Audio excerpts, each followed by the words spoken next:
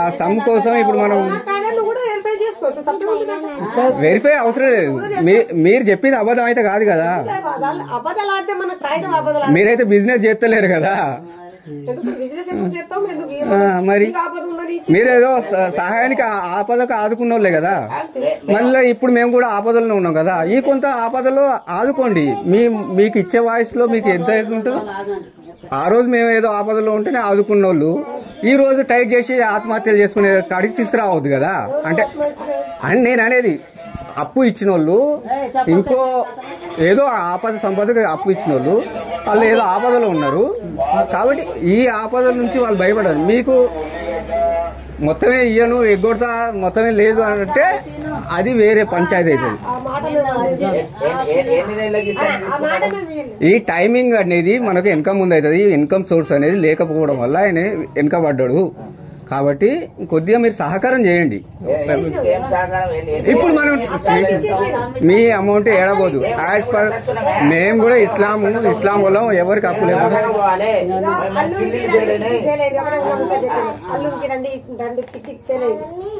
Hospital ఉన్నాడు kidney తీసి kidney పెట్టాలి. వాళ్ళకి డబ్బులు కావాలి.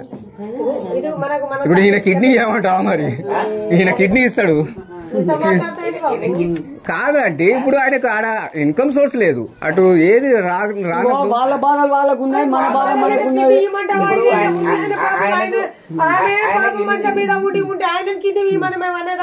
మరి ఇప్పుడు ఆమె గ్లూకోజ్ ఎక్కింది, వాళ్ళ ప్రాబ్లం.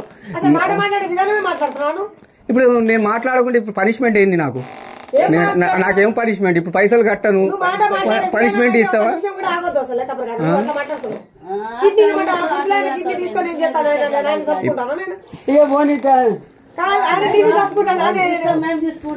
మరి మీరు పైసలు 4 రోజులు అయితే వచ్చినప్పుడు 90,000 అన్న కాడ 50,000 వచ్చినా ఇగో ఇంత వచ్చినా ఇగో తీసుకోండి అని ఇస్తాడు.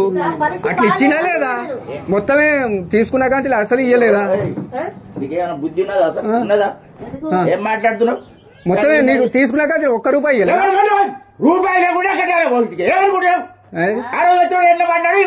ఇప్పుడు అట్లా మాట్లాడి ఇప్పుడు అట్లా మాట్లాడు. నీకు ఒక్క రూపాయి ఇయ్యలేదా? నువ్వు తీసుకున్న పైసలు ఒక్క రూపాయి వదిలిపెట్టలేదా?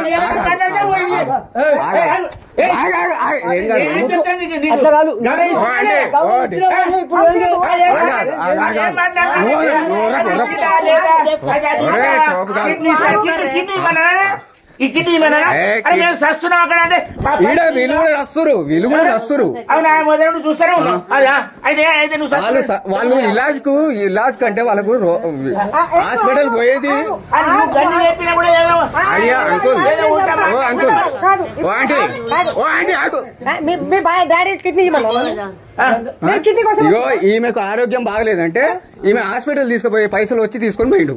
40,000 50,000 ఆ రోజు హాస్పిటల్ తీసుకుపోయి ఆమె హాస్పిటల్ పోకుండా ఆ రోజు చేతిలో పైసలు ఉంటే ఇచ్చిండు. ఈయన మా డాడీ అంకుల్ కి ఇచ్చిండు. అగో ఇప్పుడు ఇన్ని ఉన్నాయి, 40,000 50,000 ఉన్నాయి అని ఇచ్చిండు. ఇప్పుడు ప్రస్తుతం లేవు, వచ్చినాక ఇప్పుడు టైట్ చేస్తూ వస్తాయి. ఆంటీ ఇస్తానని మావాడు వస్తే వాడు ప్లాట్ ఉన్నది అమ్మేది ఉంది, వాడు వచ్చినాక ఇస్తాను 6 నెలల నుంచి చెప్తాను. బాబు వస్తే ఎలక్షన్ కోడ్ అన్నా ఎలక్షన్ కోడ్ ఆయన ఏమన్నాడు నువ్వు ఈ బాబు నీకు వినిపించాలా? నేను నువ్వు చెప్పింది నేను అబద్ధాలు ఆడింది నువ్వు అబద్ధాలు ఆయన ఇనలేదు కాబట్టి ఆయనకు తెలియాలి. ఆయన ఈయన ఏం చెప్తాడమ్మా?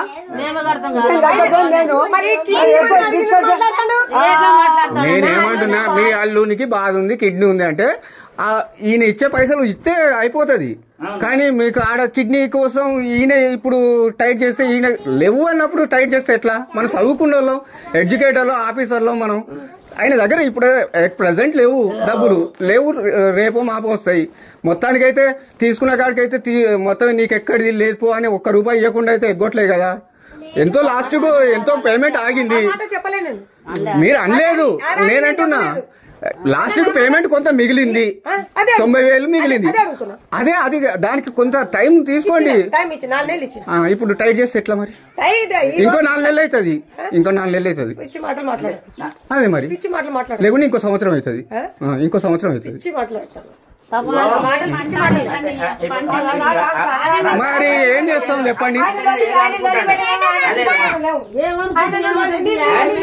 ఇప్పుడు మీరు టైట్ చేస్తే ఎట్లా మేడం?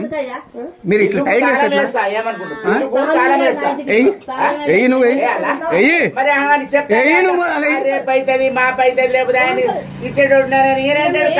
నీకు మొత్తం పైసలు ఇయ్యలేదా? నీకు తీసుకున్న కాడి పైసలు ఇయ్యలేదా? నీకు ఇచ్చినవి తీసుకున్నావా పోలేదా? మాట్లాడతావు అనేది నీకు మిత్తి పైసలు ఆగినాయి, ఆ మిత్తి పైసలు కావాలి. ఆ మిత్తి పైసలకు కొద్దిగా ఆగాలి. మొత్తం అయితే నీకు ఎక్కువ కదా. ఎందుకు ఆగాలంటే పైసలు రాలేదు. చెట్టు కాకలేవు, లేదంటే ప్రింట్ చేస్తలేవు. నాకు ఆపదలో సంపదలో నువ్వే ఇచ్చినావు పైసలు. మళ్ళీ ఇప్పుడు టైట్ చేస్తే ఇప్పుడు అవునే నువ్వు అప్పుడు నేను సత్తానే అంటేనే ఇచ్చినావు, ఇప్పుడు మళ్ళీ చంపుతావా? మరి ఇది సంపుడు కాకుండా ఇట్లనే సంపేదందుకు కాదు, మా ఆపత్తి ఉంది మాకంటున్నా. అది మీకు ఆపత్తి ఉంటే మనం సహకారం చేసుకోవాలి పరస్పరం. ఇప్పుడు చేసినావు అయిపోయింది, మొత్తం ఫుల్ స్టాప్ అయిపోయింది. కాలమే అయిపోయిందా? కాలం అయిందని మొత్తమే టైం అయిపోయింది అంటే మీరు ఇచ్చిన టైం అయిపోయిందంటే ఇప్పుడు ఫుల్ స్టాప్ అయిపోయింది. డెడ్ ఎండ్ అయిందా? మనకు రాకపోక 150 మాట్లాడుకున్నా డబ్బులు లేవు కాబట్టి మాట్లాడుతున్నాం. డబ్బులు ఉంటే నీతో నీ ఆర్గ్యుమెంట్ ఏం చేస్తా? ఇగో తీసుకోవాలి, ఆ రోజు జేబులు ఉన్న కాడికి 50,000 ఉంటే 50,000. మాట్లాడినాను. నీ పేరేం పేరు?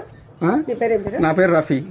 నువ్వు అక్కడ వచ్చినాక మా ఏప్రిల్ ఇంటికి వచ్చినా చూడు, డబ్బులు తీసుకొని వచ్చినప్పుడు ఇదే మాట అన్నావా? ఏమన్నా నేను ఏమన్నా?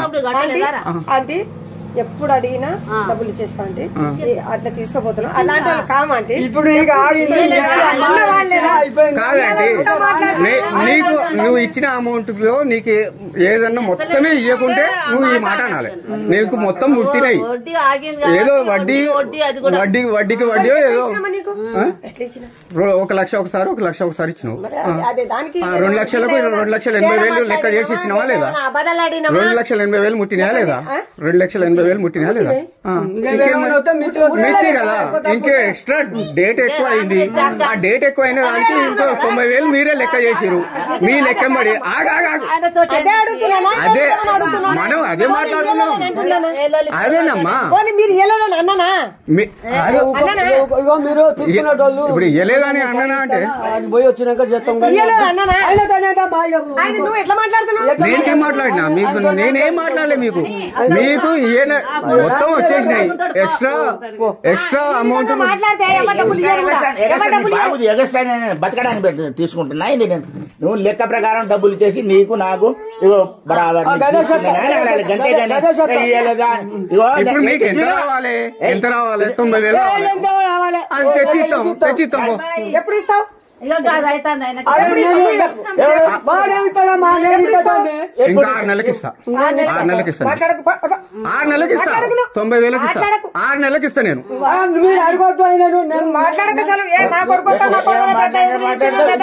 ఇంకా 6 నెలలకు 90,000 ఇస్తాను. నాకు అసలు పుట్టద్దు, అసలు నాకు రూపాయి పుట్టద్దు, నాకు అసలు పుట్టద్దు. సత్తా అంటే సావాలి. ఒకసారి సత్తా అంటే నువ్వు సహకారం చేసి ఇవ్వాలి, మళ్ళీ సంస్థ టైట్ చేసి. ఆ రోజు నేను సత్తా అంటే నా పైసలు ఇచ్చినావు, మళ్ళీ ఇలా సంపుతాను అంటే ఎట్లా?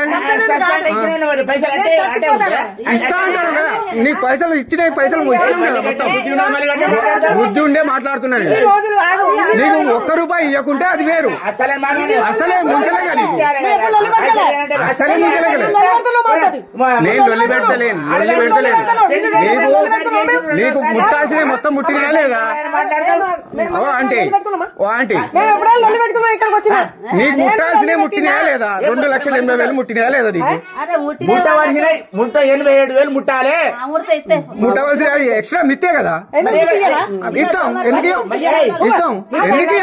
పిల్లలు కనడానికి పిల్లలు లేకుండా వదులుకోవాలి. బూతులు మాట్లాడొద్దు. మీరు ఒక రిటైర్డ్ ఆఫీసర్, మీరు ఒక ఎంప్లాయీ, మీరు బూతులు మాట్లాడద్దు. పిల్లలు బీపీ పెంచకు నువ్వు ఆగు. చెప్పండి బీపీ పెరిగితే ఆంటీ పైసలు రాలే, పైసలు రాలే, బీపీ పెరిగితే పైసలు రాలే. ఆగుమన్నా నేను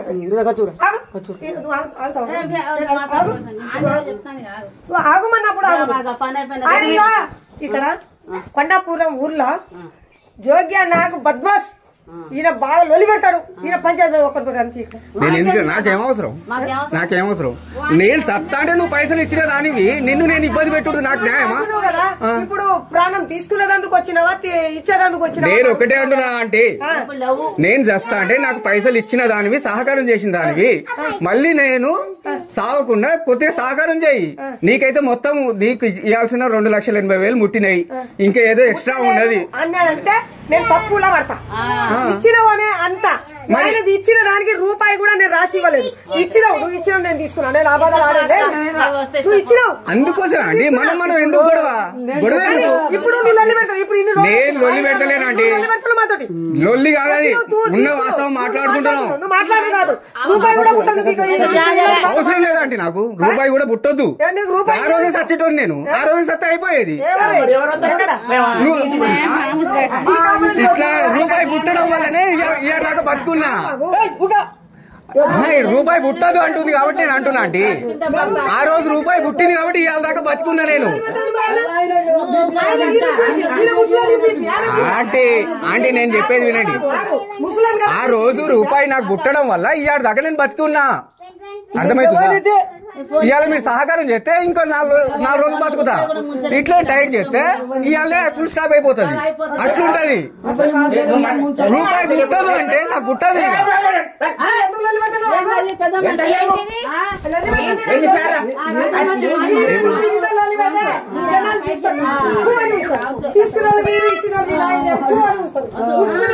తప్ప ఇది మంచి పద్ధతి కానే కాదు. నేను ఒకటే అంటున్నా అంటే ఇంకోటి నాతో వద్దు. నీకు ఎక్స్ట్రా నువ్వు అన్న 90,000 ఆయన 4 రోజులు 5 రోజులలో సెట్ చేసి ఇస్తాడు. ఏమైనా తేడా ఉంటే కాగితంలో ఏమైనా తేడా ఉంటే నీకంటే నేను మొదటి నుంచి అంటున్నా, నీకంటే తేడా ఏముంటది? నువ్వు చెప్పేది నీకు ఎంత యాక్చువల్ గా రావాలో చెప్పిన అమౌంట్, ఆ అమౌంట్ వచ్చి ఇచ్చేస్తాడు. సింపుల్ అయిపోయింది. 90 లక్ష కానీ 10 లక్షలు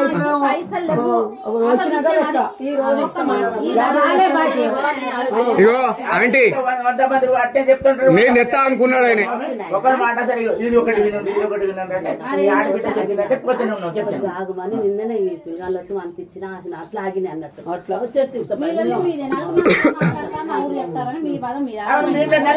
ఆడలు నా మాట వినాలంటే సరే అట్లా అట్లా లేదా అని మీ మా నడుగు ఒకవేళ లేకపోతే నేనున్నా. మీకు ఫస్ట్ టైం అవపడ్డా కానీ మాటలకు మీ అమ్మ మాటలకు గౌరవించి మీ అక్క మాటలకు గౌరవించి ఇస్తామంటే ఫలాని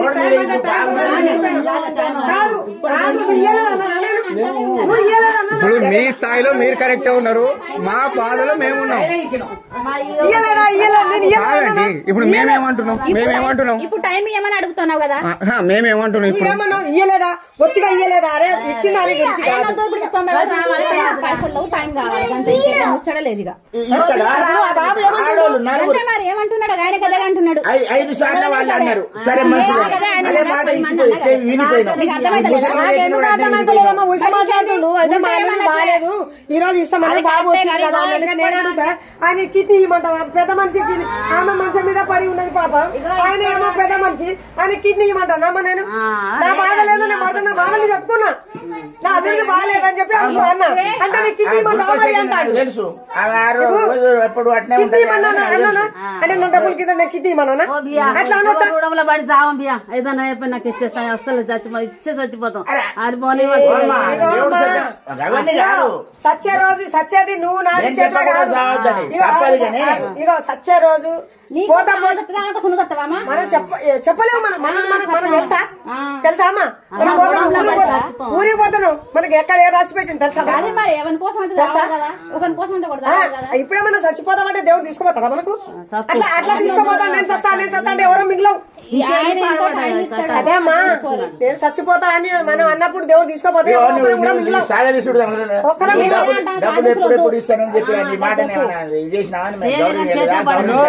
నీ బిడ్డ ఇప్పుడు అన్ని రావాలి వచ్చినప్పుడు పిల్లగాళ్ళు ఉంటే ప్లాన్ కొంటామని అన్నారు. అయితే పిల్లగాళ్ళు వచ్చినాక వాళ్ళ దగ్గర పోయి మాట్లాడి చేద్దామని అనుకున్నాం. ఇప్పుడు వచ్చారు వాళ్ళ దగ్గరికి పోవాలి, అవి సెట్ చేసుకోవాలి. చేసినాక పైసలు రాగానే ఫోన్ చేసి పిలిచి ఇస్తా. టైం అంటే ఇప్పుడు 6 నెలల కింద అయ్యే పని 6 నెలల సాగతి ఇస్తా అంటే నాకు వస్తలేవు. ఆయనకు వచ్చే 2 రైతు బంధువులు ₹1,00,000 వస్తే మీరు ఎప్పుడు అయిపోవు. అది ఆపిడు అది కూడా అది వచ్చినా ఆయన ఇచ్చేసేటోడే. ఆయనకు అసలు ఇప్పుడు 6 నెలల నుంచి ఇన్కమ్ లేక చచ్చిపోతాను. రైతు బంధు అప్పుడు 35 వస్తే ఇచ్చేసాం. వడ్ల పైసలు రాలేదా? వడ్లు కొత్తలేను అనలేదా? వడ్ల పైసలు వస్తాయి అనలేదా? అంటే ఇంట్లో మీరు అన్నం మరి ఒడ్డుకి వస్తాను అన్నవా? అయితే బట్ టైం పెట్టిందమ్మా. కాదు నాయన, ఏది పెట్టినా మీరు చెప్పిన ముచ్చటనా నేను పుట్టించుకున్నానా? మరి నువ్వు చెప్పిన మాట మేము వింటున్నాం.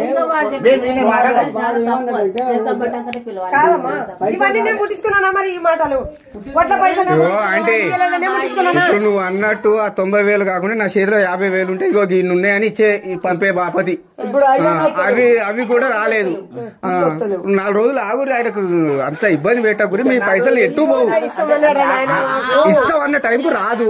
మీ పైసలు ఎటు పోవు. నేను ఫైనల్ గా చెప్పేది, మీకు ఎంత ₹1 లేకుండా మీ పైసలు మీకు ఇచ్చేటట్టు నేను చేస్తా. నాకు కూడా వచ్చే అమౌంట్ వస్తలేదు. నేను 10 లక్షలు యాడ్ చేసినాడా 10 లక్షల యాడ్ కు చచ్చిపోతాను. నాకు వస్తే నేనే ఇస్తా. నేను వస్తానా అంటే ఆయన ఏమనుకున్నాడు, పైసలు పట్టుకొస్తాడు అనుకుని ఏదో మాట అన్నట్టు కావచ్చు దాడి వేయడానికి. నేను బతుకుడే కష్టం ఉన్నది. హైదరాబాద్ లో 50,000 జీతం వచ్చినా నేను బతుకుడు కష్టం ఉన్నది. అది జాబ్ చేస్తున్నావు కదా, అట్లే మాట్లాడుతున్నావు అక్కడ. ఎక్కడ నేను అట్లే మాట్లాడతా మొత్తం. అట్లా మాట్లాడితే కష్టం అవుతుంది. లేదండి, నా వే ఆఫ్ టాకింగ్ ఇట్లనే మాట్లాడు. టాకింగ్ అని నువ్వు అనుకుంటున్నావు, కానీ అవతలకి ఏమైతే రియాక్ట్ అయిపోతుంది. అవును, నేను రియాక్ట్ చేస్తుండే నా పని రియాక్ట్ చేసుడు. నేను మీడియా పర్సన్ ని, నేను రియాక్ట్ చేస్తా, రెచ్చగొడతా. మనిషిని రెచ్చగొట్టి వాడిని బయటికి తీస్తా.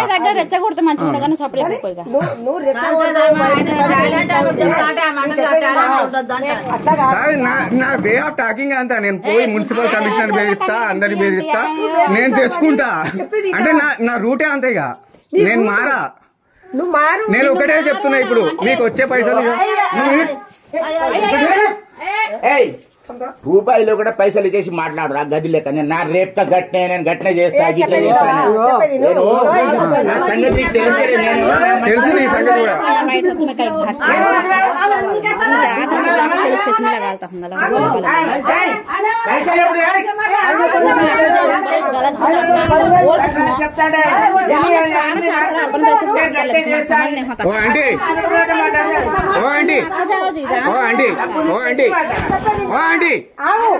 నేను మీకు ఫైనల్ గా చెప్తున్నా, మీకు ₹1 కూడా చేస్తా. నేను ఆగమన్నా మీరు ఇట్లా